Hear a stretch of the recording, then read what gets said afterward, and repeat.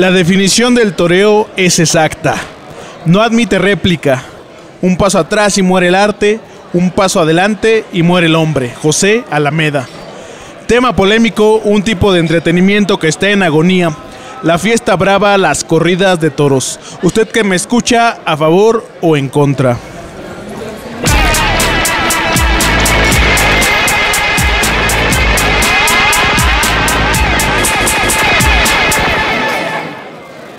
Bienvenidos, bienvenidas y bienvenides. Desde la muy noble y leal Ciudad de México, saludando al respetable, yo soy el Padre Santo, como de costumbre, en compañía de Fray Sebastián de la Cruz, un saludo Fray, y el señor Cortés, un saludo don Cortés. Y en esta ocasión nos encontramos en el Salón Covadonga, en la calle de Puebla 141, para contar algo que sucedió aquí, a la vuelta. ¿Cómo está usted, Fray? Todavía no termina de revisar la carta, ya párele, por favor. Estábamos aquí consultando última hora para pedirle... Acuérdese que viene a trabajar, Fray. Primero lo que deja y luego lo que pendeja, dicen. Pues sí, padre, en efecto nos encontramos el día de hoy aquí en este famoso y muy tradicional lugar en la Colonia Roma, en el centro de la gentrificación de la Ciudad de México, el Salón Covadonga, un lugar que existe desde el primer cuarto más o menos del siglo XX. Un lugar que empezó como un centro asturiano, un lugar de reunión para la gente de las comunidades asturianas de España que estaban aquí, y que en su momento se convirtió, el centro asturiano se fue hacia Polanco al parecer, y esto se convirtió en la cantina El Escudo, que bueno, justamente por aquellos años se volvió un centro de reunión muy importante para los exiliados españoles, poco después de que Lázaro Cárdenas recibe a los transterrados. Por aquí pues se vuelve un centro de reunión y bueno, actualmente, por ahí de 1992, según el permiso que está allá afuera, el permiso de la cantina, pero en otros lugares se da la información de que hasta 1996 se vuelve pues como tal ya el Covadonga, antes de haber sido el Escudo, pero que algo de ese lugar llamado el Escudo todavía se preserva precisamente en la imagen oficial del Salón Covadonga. Y en la oferta gastronómica, Fray, se puede comer bastante bien aquí. Comida española, ¿qué tal comió, Fray? Bien, bastante bien. Aquí le recomendamos al respetable la sopa de aguacate fría, la sopa de ajo manchega, la paella, ¿verdad, señor Cortés? Nos ganó esta ocasión, junto con el lechón. Las sugerencias del chef por ahí, algunas nos comentan que no tan buenas.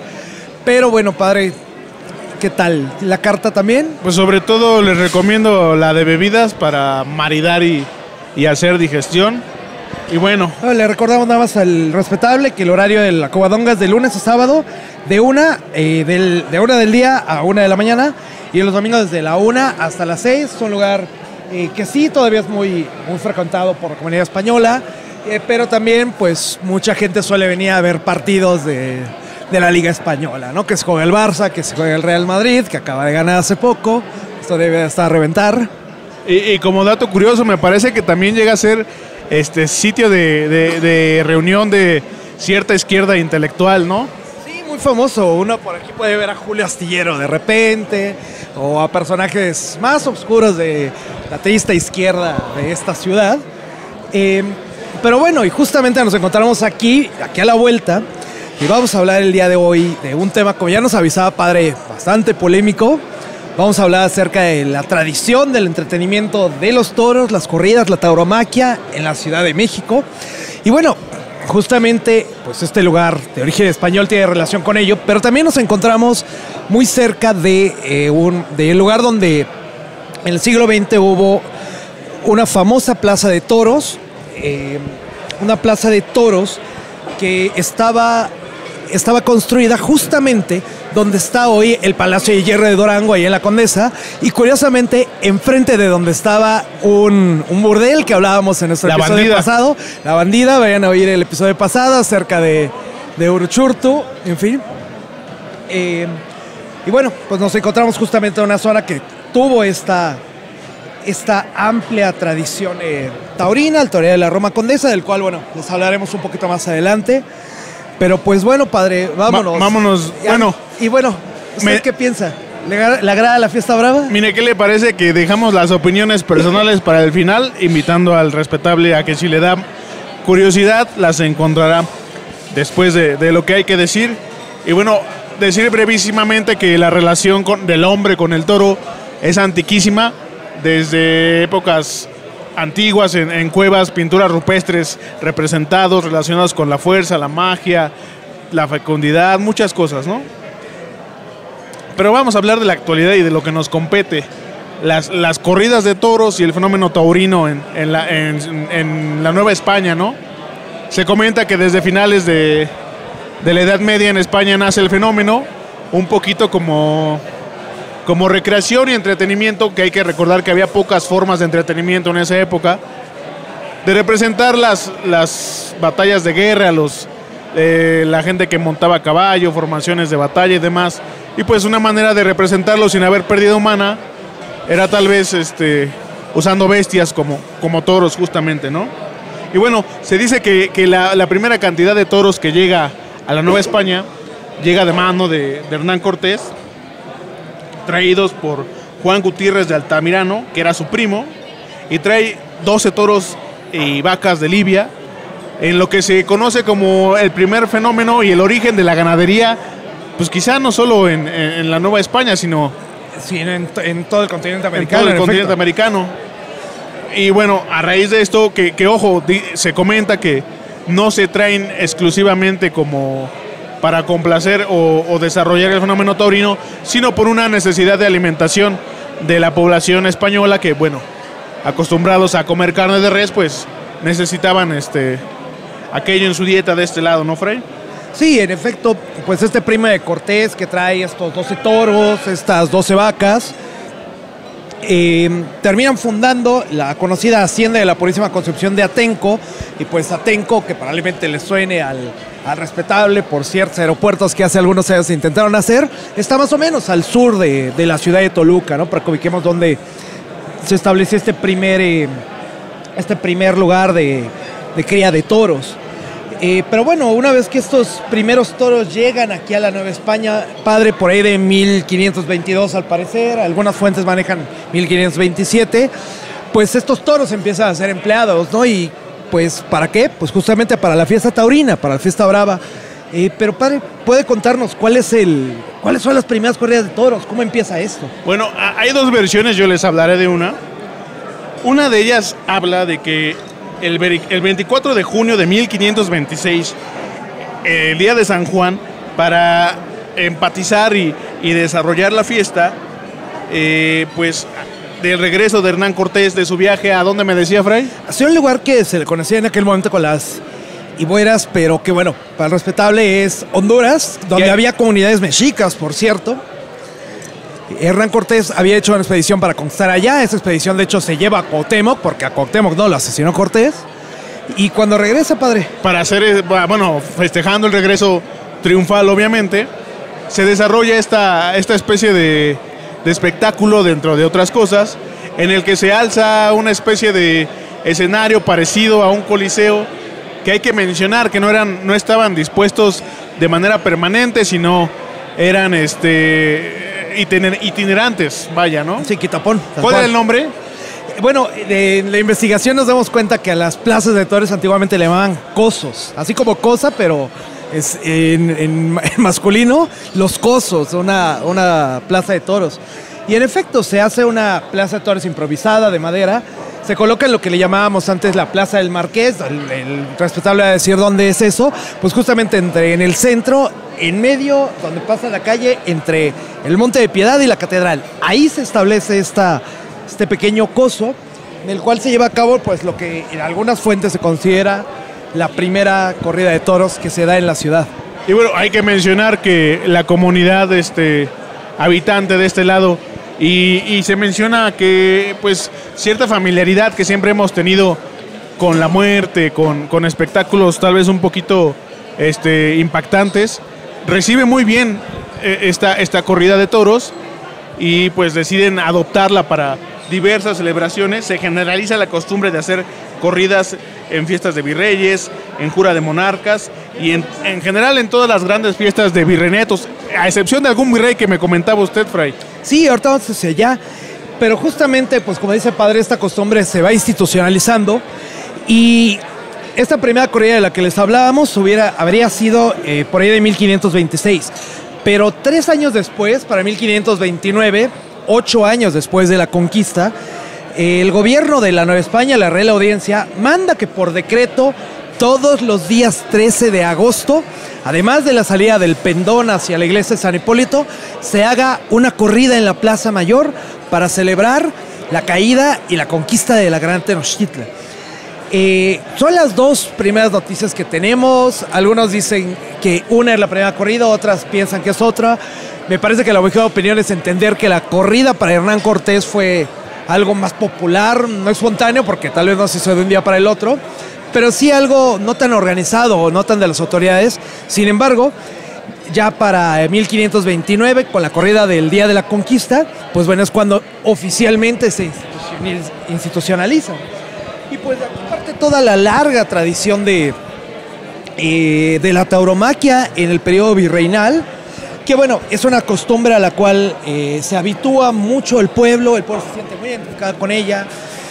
Pues si en la Roma antigua, pues justamente los gladiadores cumplían esta parte de pan y circo para el pueblo, pues aquí más bien, pues entre el pulque, entre las pulquerías y los toros, pues las grandes celebraciones del pueblo, pero que además no solo son ocasiones totalmente populares, sino que también sirven para establecer las clases sociales. O sea, en los tendidos dentro de las plazas de toros virreinales, pues había separación de clases, no podías estar en ciertos lugares si no tenías cierta categoría, y que era algo que ocurría en muchísimos eventos sociales de la Nueva España, ¿no? Incluso en las peregrinaciones, como la de Corpus Christi, pues había un orden muy específico en el que tenía que ir, y hubo ocasiones incluso, saliéndome del tema, en los cuales alguna cofradía o algunos monjes se adelantaron el lugar que tenían y se armaron a golpes afuera de la catedral, solo para hablar de la importancia social que tenía el tener claros los lugares.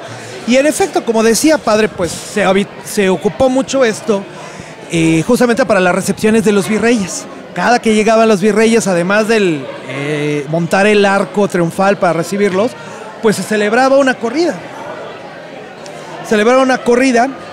Y bueno, esto hizo que proliferaran muchísimas plazas.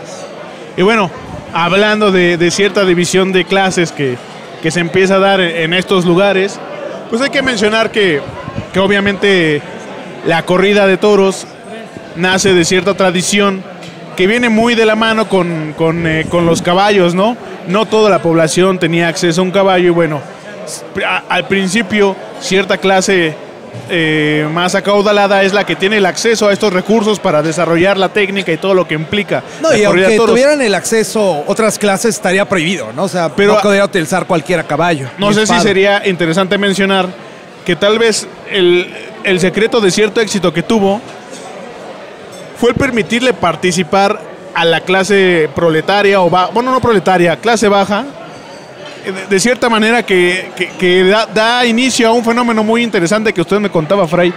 Sí, por ahí ya saben que siempre vamos a rescatar tesis abandonadas que nadie lee en los repositorios de la UNAM.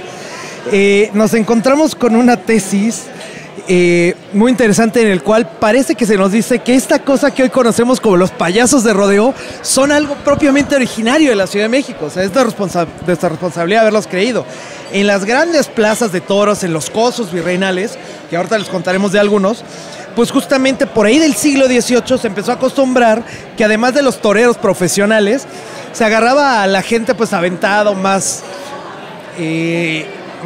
valiente de la sociedad, para meterlas al ruedo, a hacer, pues literalmente jugar con los toros, a hacer payasadas, pero curiosamente los metían a esta gente que le llamaban los locos, vestidos con las pijamas que se utilizaban en los hospitales psiquiátricos para enfermos mentales de la Nueva España. Entonces parece que estamos justamente en el siglo XVIII ante el surgimiento de los payasos de rodeo, que tal vez eran muy ilustres dentro de Texas, pero que son una tradición creada en la Ciudad de México.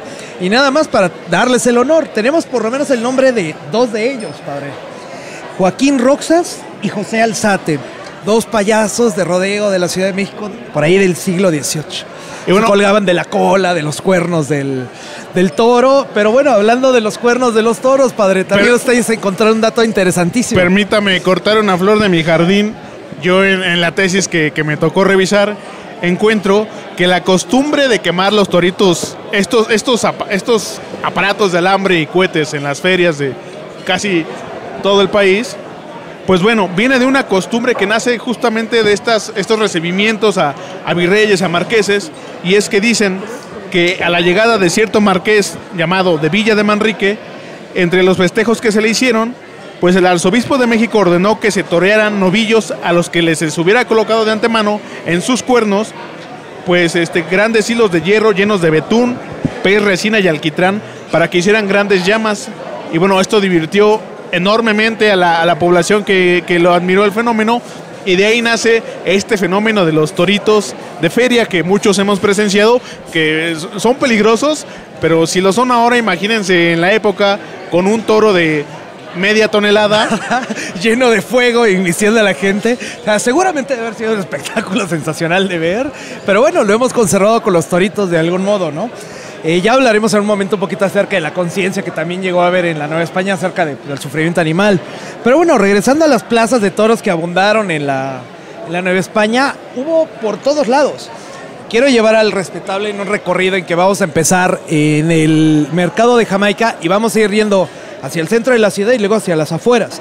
¿Dónde había cosos? ¿Dónde había plazas de toros? Bueno, hubo una en lo que es alrededor del mercado de Jamaica, mucho sentido, por ahí pasaba el canal, eran lugares donde había mucho comercio, iba mucha gente. Después de ahí, si nos vamos a San Antonio Abad, parece que por ahí también, cerca de la ermita de San Antonio Abad, ahí había otra plaza. El del rastro de San Lucas. Luego, además, el rastro de San Lucas. Esto era interesante para el respetable que tiene que ver con los toros. La plaza de Pino Suárez, si usted la ve de frente y se mete hasta el fondo, hacia ahí donde dice, híjole, ahí a lo mejor algo me puede pasar. Bueno, ahí es donde se tiene que usted ir a meter.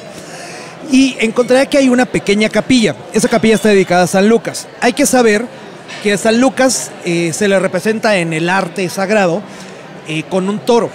Y entonces justamente se construyó en este lugar una capilla de San Lucas que usted puede entrar a verla, es una capilla renal bastante bien conservada para su antigüedad.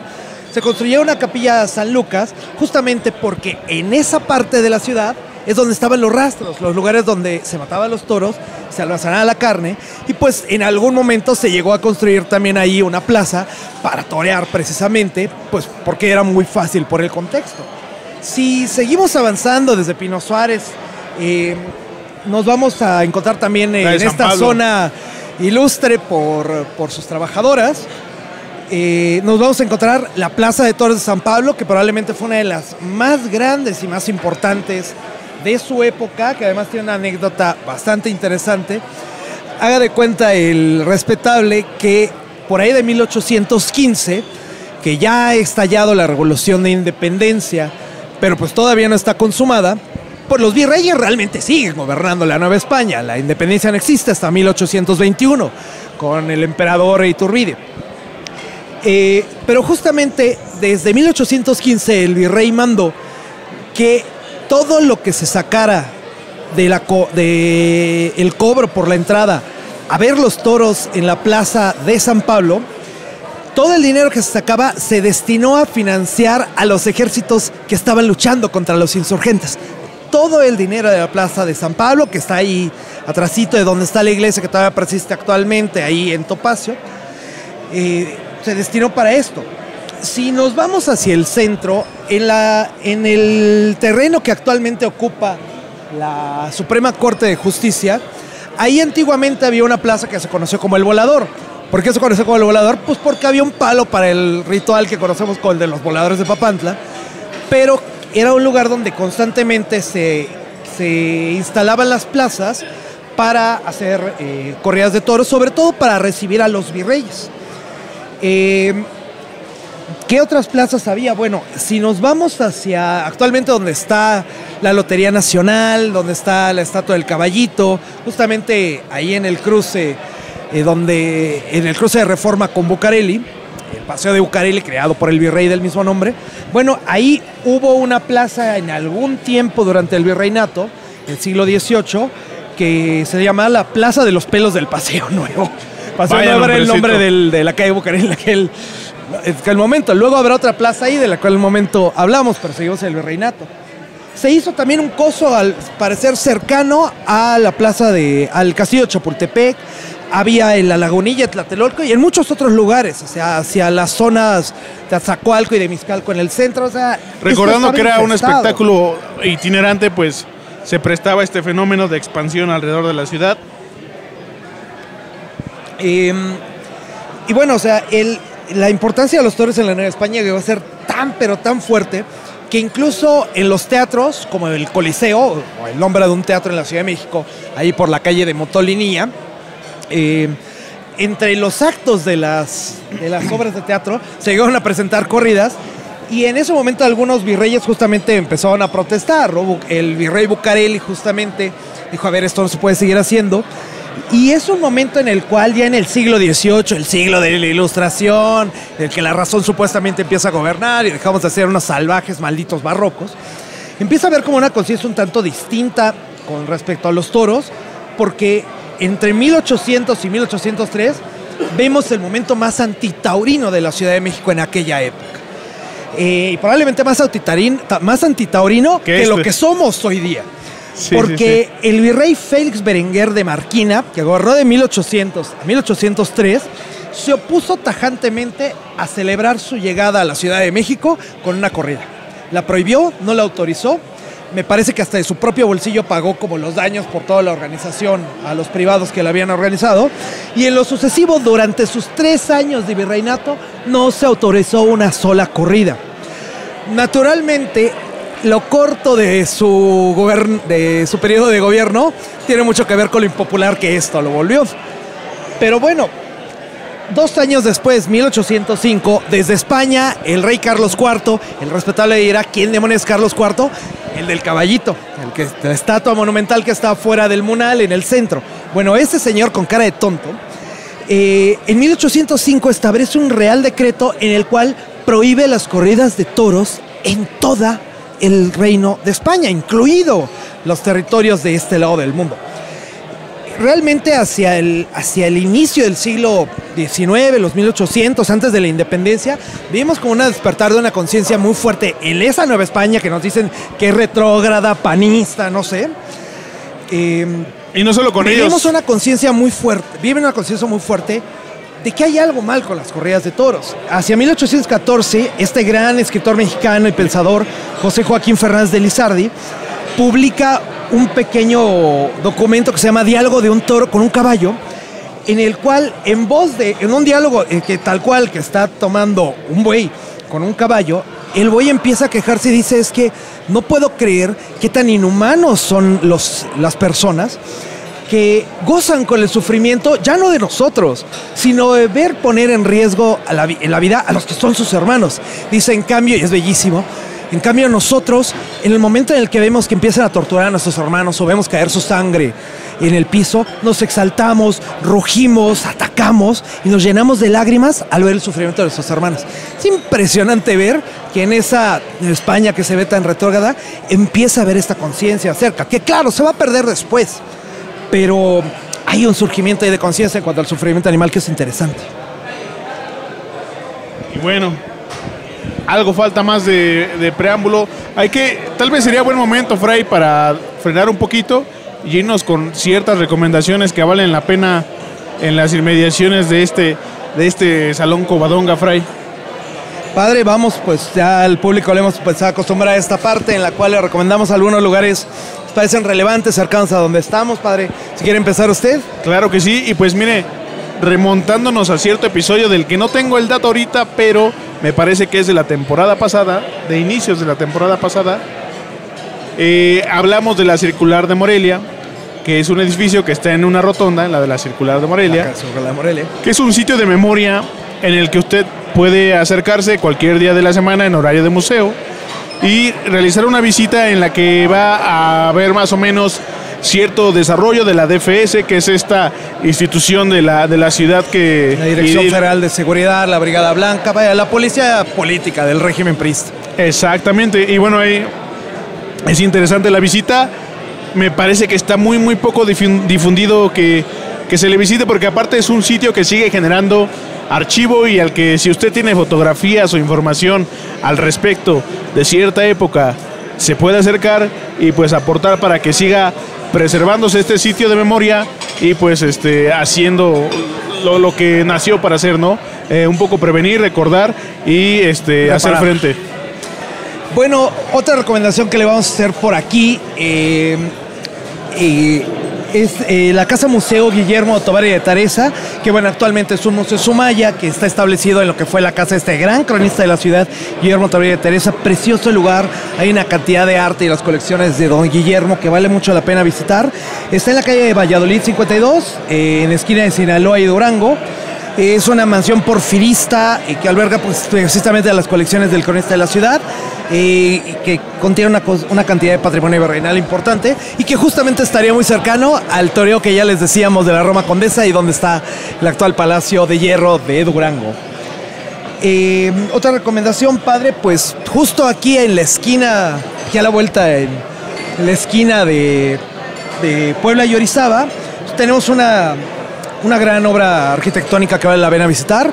Es la parroquia de la Sagrada Familia en estilo neogótico, donde están los restos del mártir mexicano Miguel Agustín Pro, pero que bueno, por dentro y por fuera es sensacional. Es probablemente uno de los estilos neogóticos mejor logrados dentro de la ciudad, incluso dentro de todo el país, probablemente con la honorable excepción del templo expiatorio de Guadalajara, ¿no? Y bueno, Fray, ya habiendo terminado las recomendaciones, ¿qué le parece que vamos cerrando este episodio para también darle al respetable nuestra opinión? Y bueno, a mí me gustaría solamente agregar que en la actualidad tal vez lo más cercano al fenómeno de la corrida de toros sea la Plaza del Toreo México, ¿no? El toreo que es la más grande, me parece, del mundo y tiene su relevancia porque, bueno, en documentos que yo revisé de la tesis propia, en el año de 96 hay un tratado entre México y España en el que se donan sementales y vacas bravas para añadir corte genético y encaste y se mezclara con sangre de toros de lidia mexicano, esto en el 96. Y bueno, y mencionar como dato curioso que para los toreros españoles el deseo de triunfo se encontraba en venir a tierras mexicanas y triunfar aquí porque esta plaza es la plaza más grande del mundo. Como cualquier artista que quiere venir hoy día al Foro Sol, pues bueno, para aquellos años el gran éxito era venir a la monumental Plaza de Toros México. En la actualidad. Ahora, la Plaza de Toros México es un proyecto muy interesante. Es propuesto por un yucateco, pero de origen libanés, Neguib Simón Khalife, por ahí de 1939-1945, y que plantea no solo hacer una plaza de toros. Conocemos esa región de la ciudad como la ciudad de los deportes porque eso iba a ser. O sea, tenemos claramente el antiguo estadio del Cruz Azul al lado de la monumental Plaza de Toros, pero había un plan para que hubiera canchas de tenis, canchas de squash, y diferentes canchas para diferentes tipos de deportes, pero que fue un proyecto que se frustró. Y bueno, cosa interesante de la Plaza de Toros México, esta se construye justamente después de, ¿no? Por la siguiente razón. Como les comentaba al inicio del capítulo, aquí en donde está el Palacio de Hierro de Durango, había una plaza de toros. Pero la población, esta plaza de toros estuvo de 1907 a 1946, que más o menos acaba en este año 46, en la época en que va siendo el final del exilio español, cuando tenemos una presencia muy fuerte a través de españoles dentro del centro de la ciudad. Y muchos se quejan de que esta plaza, uno, está muy lejos y dos, no está como muy bien adaptada para hacer corridas de toros. Se critica eso, su costo elevado, y entonces justamente en este momento es cuando se empieza el proyecto de la Plaza de Toros México. Y esta Plaza de Toros de la Condesa se llevan el edificio y lo mudan totalmente a un lugar todavía más lejos de la ciudad. Ahí donde conocemos Cuatro Caminos. O sea, el toreo clásico de Cuatro Caminos es la estructura que estuvo aquí, que se mudó hasta allá y que bueno, se inauguró en 1947. Se usó como lugar para corridas hasta 1996 y bueno, hasta el 2008 también se sirvió para otro tipo de eventos y bueno, actualmente ya no existe porque pues fue derrumbada para construir una vil plaza comercial, porque ahí en México, como siempre, destruimos lo que es único para construir lo que está en cualquier otro lugar, ¿no? ¿Qué le parece si para terminar, Fray, me cuenta aquella anécdota familiar que tiene que ver con el fenómeno? Sí, bueno, aquí el Fray quiere contar algo. Mamá, saludos. Adolfo Lombardo, saludos. Hay una gran anécdota en familia acerca de, pues, de uno de los grandes momentos de la Plaza Monumental de Toros México. Mira, resulta que un domingo 29 de enero del lejano año de 2006, hubo en la Plaza de Toros una corrida en la que salió un toro llamado El Pajarito, y que el nombre cayó como anilla al dedo para lo que ocurrió, porque como sabe el respetable, o a lo mejor se está enterando si es mucho más joven, pues cuando sale este toro, automáticamente se va hacia la barrera y en el segundo tendido salta y cae hacia las butacas de donde está el público y empieza a correr por ahí, a atropellar a personas. Afortunadamente no hubo ningún muerto, hubo lesiones hasta alrededor. Se supone que alrededor de donde cayó había incluso una mujer embarazada, pero las noticias de ese día especificaron que el lugar donde cayó el pajarito, esos dos lugares precisamente estaban vacíos. Segundo tendido, número 126. Bueno, pues resulta que mi madre y un querido amigo, el señor Adolfo, tenían los boletos justamente para hacer canalizaciones. Los tengo yo en mi casa, los podemos subir por ahí. Pues yo agradezco a San Lucas, patrono de los toros, no haber perdido a mi madre ese día, que por alguna razón ya no recuerdo y por qué, pues no asistieron ese día, ¿no? Pero he ahí la anécdota personal con el pajarito, una de las grandes anécdotas de la historia de la Ciudad de México de los Toros, patrocinada por mi señora madre. Saludos, Aide Rivera. Y bueno, ya para terminar ahora sí, tal vez lo propio sea darle opinión. Empezaré con la mía, Fray, ¿le parece bien? Adelante, padre, al ruedo. Bueno, después de una temporada que se llegó a acercar a este fenómeno del entretenimiento y cómo se desarrolla en la ciudad, a mí lo que me parece interesantísimo de las corridas de toros es que es un fenómeno que persistió muchísimos años. Y uno se pone a revisar, pues son cerca de 400, 500 años de este fenómeno en el que la gente estuvo asistiendo, y pues eso es una forma de entretenimiento que se aferró a lo último y que está muriendo. No estoy de acuerdo con ellas, pero me parece interesantísimo el hecho de el acercamiento y entendimiento de la muerte por parte de los toreros, y eso para mí es interesante. El enfrentar la muerte me parece maravilloso. No estoy de acuerdo en el que se haga con toros. Estaría de acuerdo en que volvieran los gladiadores, pero es lo que hay, ¿no? Mencionar que en Colombia recientemente se han prohibido, tomando en cuenta que en México es el país donde el fenómeno de las corridas de toros es más grande. No sé qué tan cerca estemos de que se termine y se legisle al respecto. Hay una disputa. Pienso que se va a llevar a cabo a triunfo y que se acabarán las corridas. Ya el tiempo dirá, y es lo propio que tengo que aportar, Fray. ¿Usted? Pues sí, justamente estamos viviendo un momento en el cual hay una controversia incluso jurídica que ha cerrado, ha tenido una serie de ires y venires. La Plaza México la cierran, el amparo provisional, en fin. Yo por el contrario debo de reconocer que yo soy fiel admirador de la Fiesta Brava. A la tauromaquia le encuentro un sentido espiritual, un sentido simbólico muy profundo. También me parece un tanto ridícula la gente que intenta defender a la tauromaquia hablando de no, es que se va a perder el toro de Lidia. Me parece un argumento un poco fútil, pero me parece que tiene una importancia espiritual para los seres humanos, ¿no? Me parece que entre más hemos rechazado los rituales en los cuales podemos expresar de modo simbólico la necesidad de la porción de violencia que hay dentro de los seres humanos, la porción de muerte, la que hablaba Freud, entre más reprimimos esos modos controlados de ejercer violencia, más estalla la violencia en el país. O sea, negarse a cosas como las luchas o deportes que son violentos, o la misma tauromaquia que tiene un sentido espiritual, gregario, en el cual se pueden liberar pasiones, me parece que es muy negativo y que va a terminar por acentuar violencia en otros lugares. Yo espero que no muera la Fiesta Brava y pues solé. Y bueno, pues sin nada más que agregar, estén al pendiente, habrá un par de TikToks al respecto sobre cosas que no se contaron, tal vez lo relativo a lo espiritual para Ahí les hablaremos del Minotauro y de dónde viene esto de la tauromaquia, obviamente algunos toreros famosos. Pero bueno, sin más que agregar, por el momento, salud. Salud, padre, pues podemos irnos en paz. Hemos terminado con esta temporada, por lo menos hasta ahora. Ya vendrá la próxima, pero le recordamos al respetable que para el cierre de temporada como tal, para esta giro de tuerca que hacemos al final, pues viene un capítulo visual que próximamente estaremos desarrollando y que les podemos anticipar. Algo va a tener que ver con un lugar que no hemos tocado mucho aquí, pero que es el centro de Coyoacán. Pues bueno, padre, denos su bendición y díganos, ¿podemos irnos en paz? Se pueden ir en paz. Salud.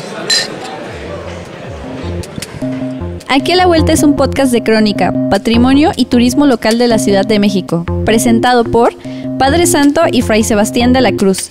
Producción, Señor Cortés. No olvides suscribirte, darle like y seguirnos en nuestras redes sociales como aquialavuelta.podcast.